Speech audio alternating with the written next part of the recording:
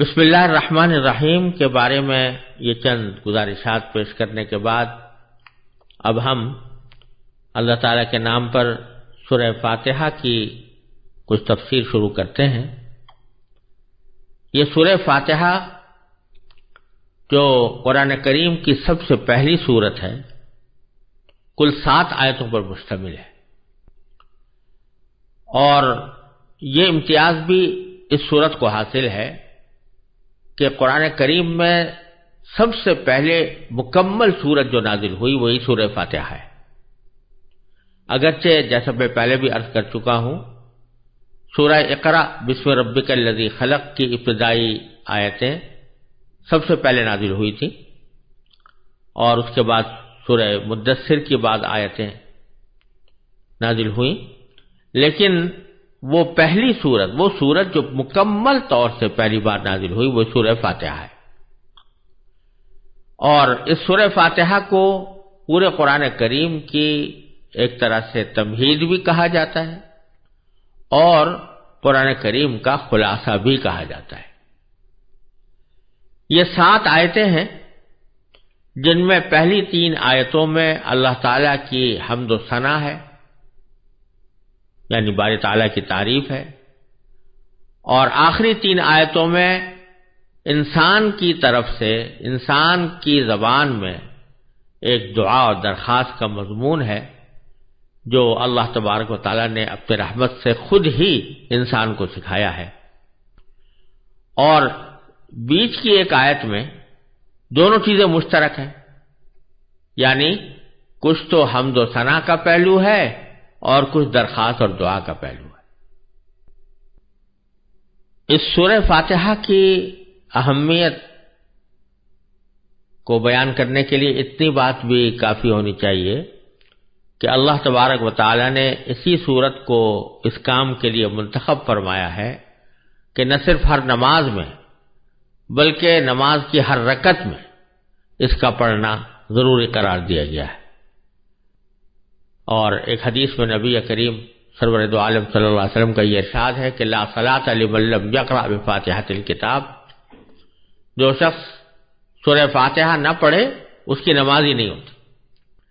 تو سورہ فاتحہ نماز کا لازمی جز قرار دے کر یہ فرما دیا گیا ہے کہ وہ ہر نماز میں پڑھی جائے گی۔ اس سے اس کی اہمیت واضح ہوتی ہے۔ اور اس میں ایک حدیث حضرت ابو ہریرہ رضی اللہ تعالیٰ عنہ سے مروی ہے، اور امام مسلم نے اپنی صحیح میں اس کو روایت کیا ہے کہ رسول کریم سرور دو عالم صلی اللہ علیہ وسلم نے فرمایا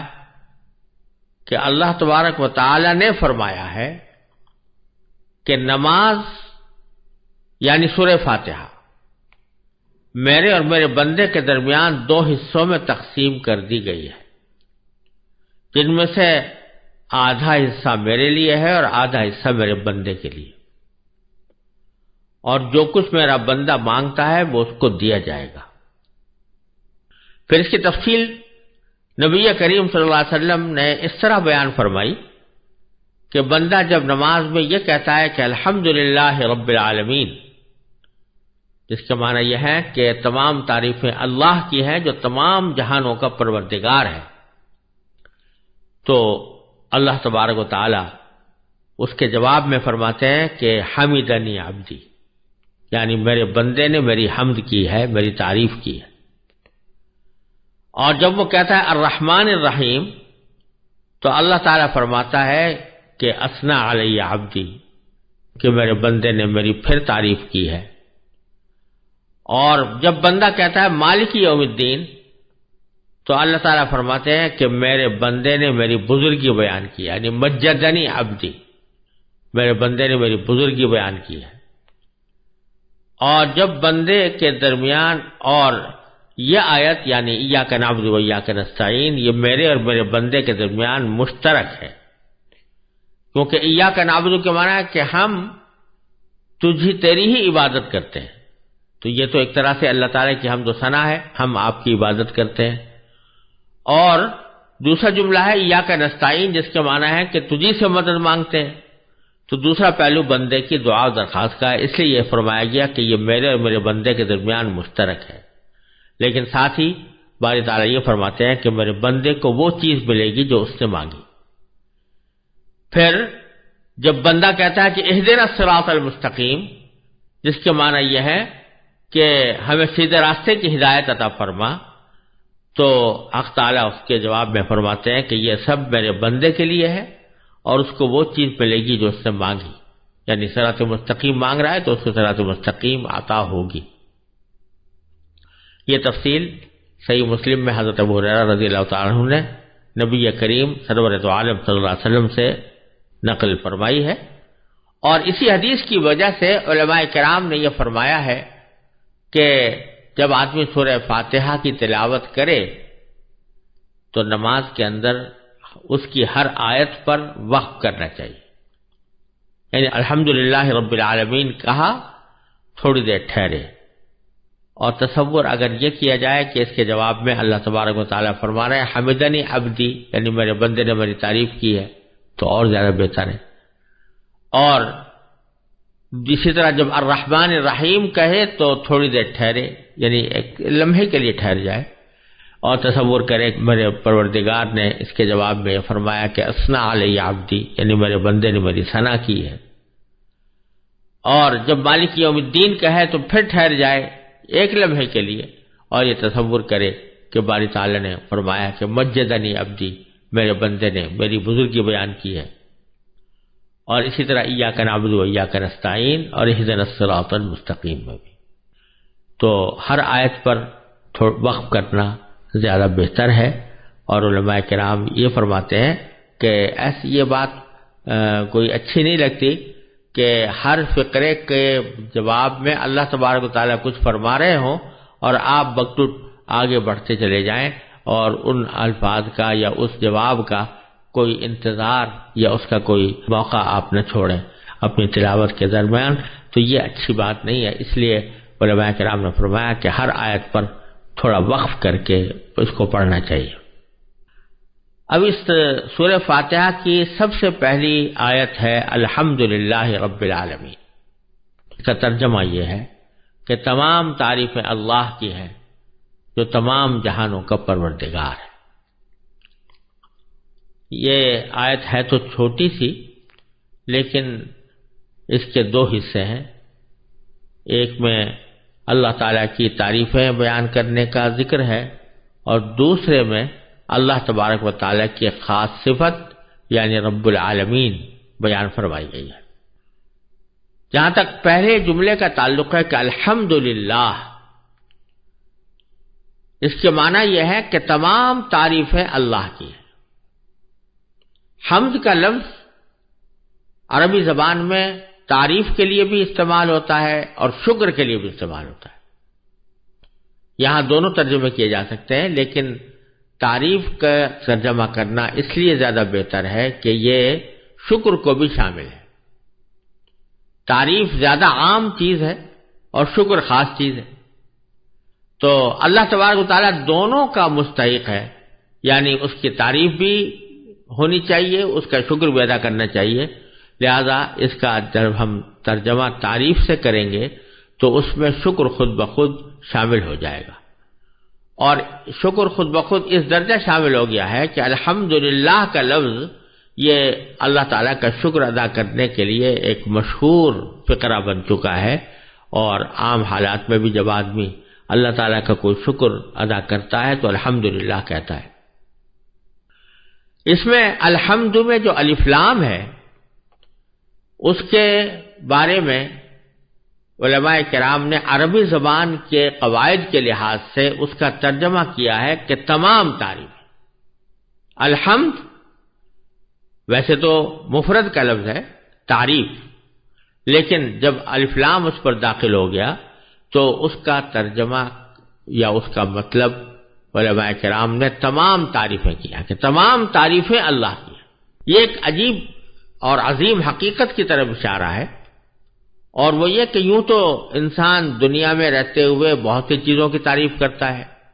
کوئی عمارت اچھی بنی ہوئی ہے، کہتا ہے بڑی اچھی عمارت ہے۔ کوئی باغ اچھا خوشنما ہے تو کہتا ہے بڑا اچھا خوبصورت باغ ہے. کوئی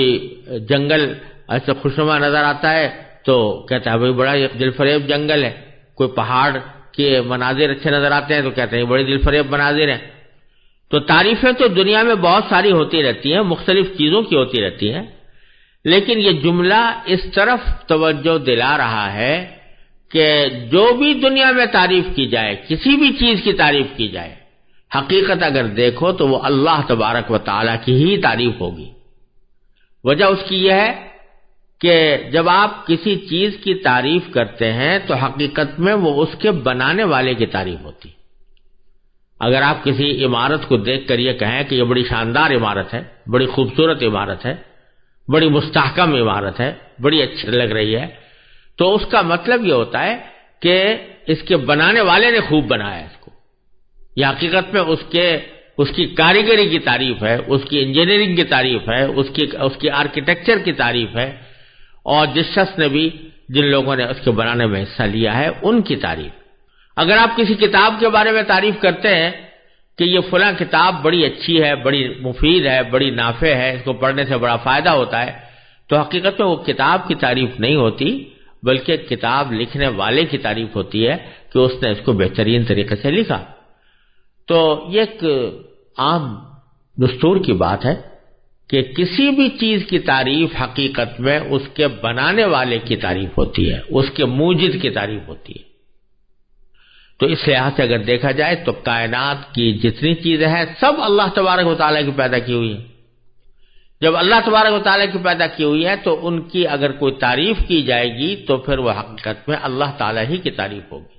اگر آپ کسی پھول کو دیکھ کر کہہ رہے ہیں کہ بڑا خوبصورت ہے تو مطلب اس کا یہ ہے کہ بنانے والا بڑا عظیم الشان ہے، یعنی اللہ تبارک و تعالیٰ. اگر آپ کسی باغ کو دیکھ کر کہہ رہے ہیں کہ یہ بڑا خوبصورت ہے تو حقیقت میں وہ اللہ تبارک و تعالیٰ کی تعریف ہے. اگر آپ کسی آسمان کے اوپر نظر آنے والے ستاروں کی تعریف کر رہے ہیں کہ یہ بڑے چمکدار ہیں، بڑے خوبصورت ہیں، تو حقیقت میں وہ اللہ تعالیٰ کی تعریف ہے، اس لیے کہ وہ اللہ تعالیٰ ہی کے بنائے ہوئے ہیں. تو الحمدللہ کا جملہ جو ہے یہ اس حقیقت کی طرف اشارہ کر رہا ہے کہ دنیا میں کوئی چیز حقیقت میں براہ راست قابل تعریف نہیں. اگر کوئی چیز قابل تعریف ہے تو وہ اللہ تبارک و تعالیٰ کی ذات ہے اور اسی کی طرف تمام تعریفیں لوٹتی ہیں. یہ معنی ہوئے الحمدللہ. اور پھر جو اگلا جملہ ہے کہ جو تمام جہانوں کا پروردگار ہے، رب العالمین، تو اگر غور سے دیکھو تو یہ پہلے جملے کی دلیل ہے.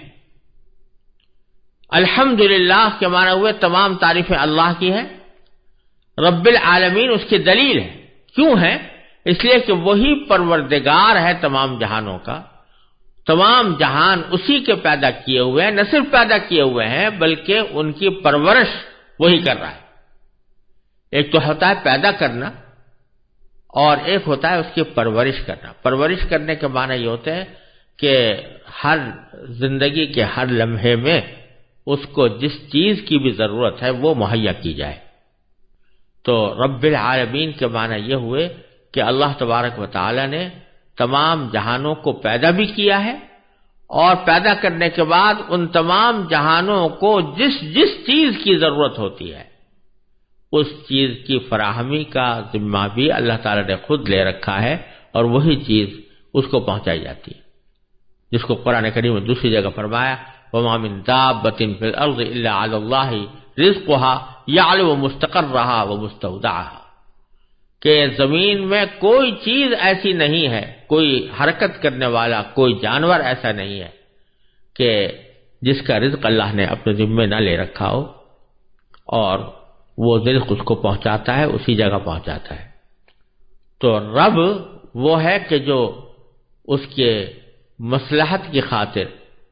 اور اس کی حکمت کی خاطر اس کو فائدہ پہنچانے کے لیے اس کے خیر خواہی کے پیش نظر ایسے اقدامات کرے جس کی اس کو ضرورت ہے. تو باری تعالیٰ تمام کائنات کے لیے، تمام جہانوں کے لیے وہ یہ اسی طرح کی تربیت فرمانے والے ہیں،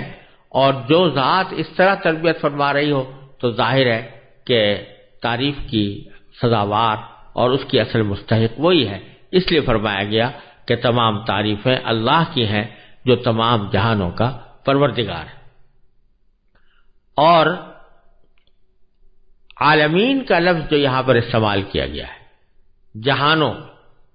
یہ جمع عالم کی ہے، عالم جہان کو کہتے ہیں۔ بظاہر تو ہمارے نظر میں یوں محسوس ہوتا ہے کہ یہ ایک ہی عالم ہے جو ہمیں نظر آ رہا ہے، ایک ہی دنیا ہے جو ہمیں نظر آ رہی ہے، لیکن قرآن کہتا ہے عالمین، تمام جہان، جس سے معلوم ہوتا ہے کہ اس کائنات میں صرف یہ عالم نہیں ہے جو ہم اپنی آنکھوں سے دیکھ رہے ہیں، بلکہ اور بھی بہت سارے عالم ہیں۔ تو اس میں جمادات، جمادات کا عالم، نباتات کا عالم، حیوانات کا عالم، وہ تو اپنی جگہ پر ہے ہی، لیکن